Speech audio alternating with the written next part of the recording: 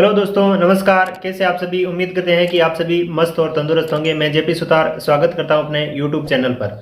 आज हम अपनी इस क्लास में पढ़ने वाले कक्षा 9 के गणित विषय की प्रश्नावली 5.2 के बारे में। इससे पहले हमने 5.1 का अध्ययन कर लिया है और 5वीं प्रश्नावली की इंट्रोडक्शन की क्लास भी हमने डिजिटल माध्यम से पढ़ी थी। वो भी क्लास आपने जरूर ली होगी। अगर वो क्लास आपने नहीं पढ़ी है तो इस वीडियो के डिस्क्रिप्शन में जो लिंक है वहां से क्लिक करके उस क्लास को जरूर देखिए। उसके बाद ये क्लास देखेंगे तो ये अवश्य ही आपको बेहतरीन तरीके से समझ में आएगी। अब देखिए क्वेश्चन नंबर पहला जो 5.2 में दिया गया है उसकी ओर हम बढ़ रहे हैं। पहले क्वेश्चन में लिखा गया है कि आप यूक्लिड की 5वीं अभिधारणा को किस प्रकार लिखेंगे ताकि वो सरलता से समझी जा सके। सबसे पहले अगर आपने वो क्लास नहीं देखी है तो आपने अभी तक 5वीं अभिधारणा को भी नहीं देखा है। ये तो अर्थ हुआ उस क्लास से संबंधित आपने अगर बातों को नहीं सीखा अभी तक तो इसका तात्पर्य आपने अभी अभिधारणा 5 को भी नहीं देखा है। तो उस क्लास को जरूर देखना है। इन क्लासों यानी एक्सरसाइजों के पॉइंटों को पढ़ने से पहले जो अपनी इंट्रोडक्शन वाली क्लास हो रही है उस क्लास को देखना जरूरी होता है ताकि ये जो आगे की एक्सरसाइज है वो हमें आसानी से समझ में आ जाए। तो सबसे पहले हम इस यूक्लिड की 5वीं अभिधारणा जो जैसी लिखी हुई है बुक्स में यानी किताब में जैसे लिखी हुई है वो हम लिखेंगे।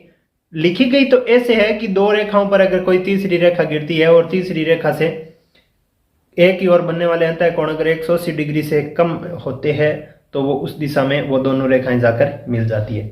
लेकिन कैसे तो किताब में लिखी हुई है और थोड़ा सा शॉर्ट तरीका आसान बना के हम कैसे लिखेंगे वो दोनों बातें हम इस बोर्ड पे लिख लेते हैं। तो सबसे पहले तो हम वो बात लिखेंगे जो किताब में लिखी हुई है वो क्या है। फिर हम उसके नीचे वो बात लिखेंगे जो हम उसको थोड़ा और सरल करके क्या लिख सकते हैं वो लिखेंगे। अब जो यहाँ पे हमने जो अभिधारणा लिखी है वो किताब से कॉपी करके लिखी है। जैसे मान लो किताब में है वैसी की वैसी है, लेकिन प्रश्न की मांग क्या है, प्रश्न हमें क्या पूछ रहा है कि इस अभिधारणा को जो किताब में लिखी हुई है जो हमने बोर्ड पे भी लिख ली, इस अभिधारणा को आप किस प्रकार लिखेंगे ताकि वो सरलता से समझी जा सके। इसको और सरल करके हम और नीचे लिखेंगे। क्या अभिधारणा है वो तो हम पहले समझ लेते हैं कि अभिधारणा 5वीं किताब में किस प्रकार से दी गई है। यदि एक सीधी रेखा, कोई भी एक सीधी रेखा होती है, दो सीधी रेखाओं पर गिरकर एक सीधी रेखा दो सीधी रेखाओं पर गिरकर अपने एक ही ओर अंतःकोण इस प्रकार बनाए कि ये ऐसे लिखी है कि कोई भी एक सीधी रेखा दो सीधी रेखाएं, ऐसे मान लो ये सीधी रेखा है, इन सीधी रेखाओं पर कोई एक रेखा गिर रही है।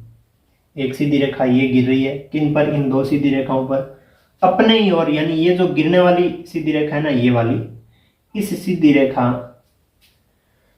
में अपने एक और अंतःकोण, इसमें अंतःकोण कितने बन रहे हैं? 4, 1 2 3 4। तो एक और के अंतःकोण कितने हो जाएंगे? अंतः मतलब अंदर बनने वाले 4, दो कोण ऐसे है, ये वाला कोण और ये वाला कोण जो इस गिरने वाली सीधी रेखा के एक ही तरफ है। अंतःकोण इस प्रकार बनाए ताकि इन दोनों अंतःकोणों का योग मिलकर दो समकोणों से कम हो। यानी इसको और इसको जोड़ेंगे, इसका नाम दे देते हैं 1 नंबर कोण और 2 नंबर कोण।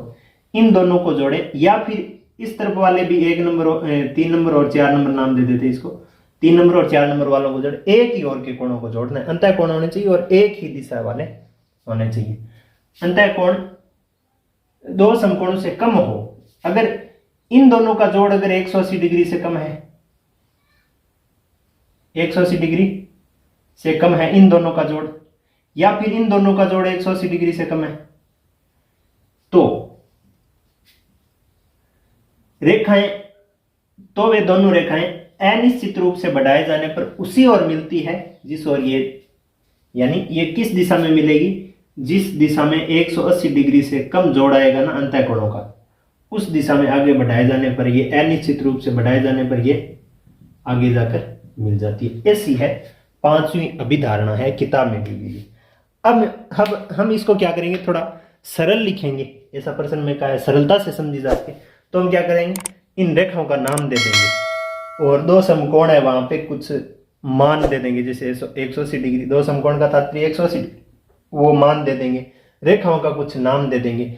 उस हिसाब से हम इसको सरल करके इसके नीचे लिखेंगे तो वो सरल किस प्रकार से लिखेंगे तो एक बार हम लिख के देख लेते हैं। सरल का तात्पर्य ये नहीं होता है कि उसको छोटा लिखें, बस समझ में थोड़ा जल्दी आ जाए, वो बात है। इसमें हमने कुछ लाइनें ज़्यादा थी, उसमें कम लाइनें कर दी, ये कोई सरल रूप नहीं है। लेकिन देखते हैं कि ये की पूरी बात इसमें हम समझ पा रहे हैं क्या। दो रेखाएं एम तथा एन पर, कोई रेखा है, एम नाम की एक रेखा है और एन नाम की एक रेखा है। एल इस प्रकार गिरे, एल रेखा, एल नाम की कोई रेखा एल, ये एम रेखा थी, ये एन रेखा थी, इस पर एल रेखा गिर रही है।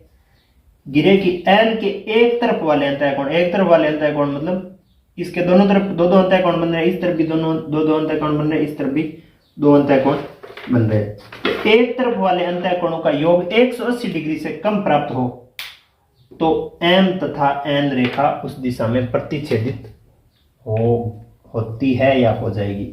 मान लीजिए कि अगर इस तरफ वाले अंतःकोण 180 डिग्री से कम होते हैं तो एम तथा एन इस तरफ बढ़ाए जाने पर ये एक दूसरे से प्रतिच्छेदित हो जाएगी। इस बात को ये थोड़ा सरलतम रूप लिखा गया। आपको समझ में आ गया होगा प्रश्न ने क्या पूछा था और क्या हमने लिख दिया। इस अभिधारणा को थोड़ा सरल बनाने के लिए बताया था, ये हमने सरल बना के लिखा अपनी तरफ से। आप अपनी तरफ से भी इस बात को समझ के और ज़्यादा सही और सटीक तरीके से बता सकते हो। ये अनिवार्य नहीं है कि ये उत्तर एग्जैक्ट उत्तर यही है, नहीं, इसको सरलतम भाषा में सरलतम रूप में लिख के आपको यहाँ पे बताना है। जैसा कुछ सरलतम रूप हमने यहाँ पे बोर्ड पे लिख के बताया, तो ये आप उतार सकते हो। अब ये उतार लेने के बाद हम क्वेश्चन नंबर 2 की बात करेंगे। 2 नंबर क्वेश्चन में भी कुछ इस प्रकार की ही बातें दी गई है।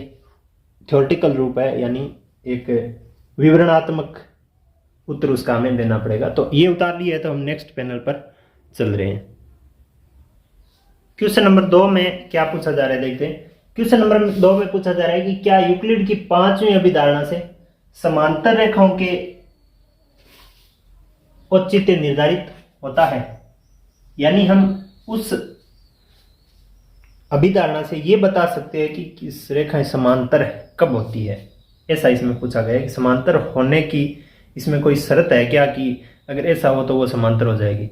तो यहाँ पे देखिए हम समझें तो यूक्लिड ने क्या कहा था कि कोई रेखा अगर दो रेखाओं पर गिरती है, कोई सीधी रेखा दो सीधी रेखाओं पर इस प्रकार गिरे कि उस रेखा के एक ही ओर बनने अंतःकोणों का योग अगर 180 डिग्री से कम होता है तो ये दोनों सीधी रेखाएं उस दिशा में जाकर अनंत विस्तार में बढ़ाए जाने पर उस दिशा में जाकर मिल जाती है जिस दिशा में ये योग 180 डिग्री से कम होता है या दो समकोण से कम होता है।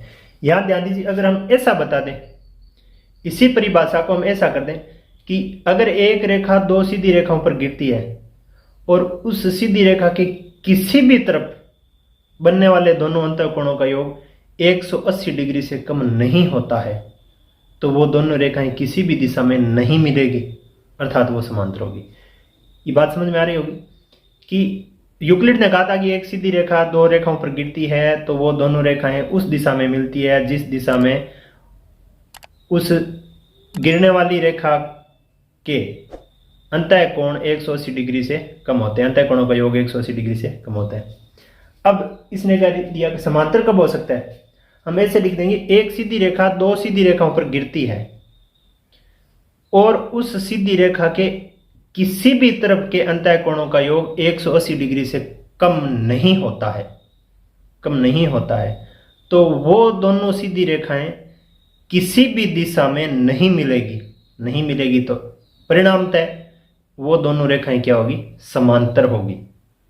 ये यूक्लिड की 5वीं अभिधारणा का उपयोग करके हम इस बात को प्रूफ करने की कोशिश कर रहे हैं। तो जैसा हम समझ रहे हैं उसको हम बोर्ड पे लिख के समझ लेते हैं कि हम क्या यहाँ पे सिद्ध करने वाले हैं। तो इस प्रकार हम क्या कर सकते हैं, यूक्लिड की 5वीं अभिधारणा के माध्यम से हम ये सिद्ध कर सकते हैं कि संख्या रेखाएं जो है वो समांतर होगी या नहीं। देखिए यहाँ पे हमने इस प्रकार से लिख दिया कि यूक्लिड की 5वीं अवधारणा के द्वारा हम कह सकते हैं कि यदि दो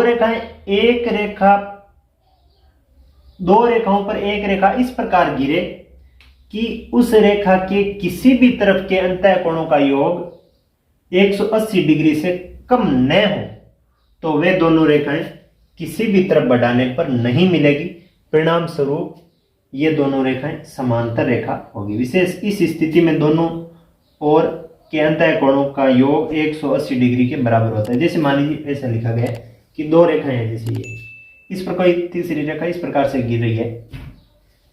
पांचवी विधारणा में तो ऐसा कहा गया था कि अगर ये गिरने वाली रेखा के एक और अंतः कोणों का योग 180 डिग्री से कम होता है, अगर इस तरफ कम होता है तो इस तरफ मिल जाएगी, इस तरफ अगर दोनों का योग 180 डिग्री से कम है तो ये इस तरफ बढ़ाने से मिल जाएगी।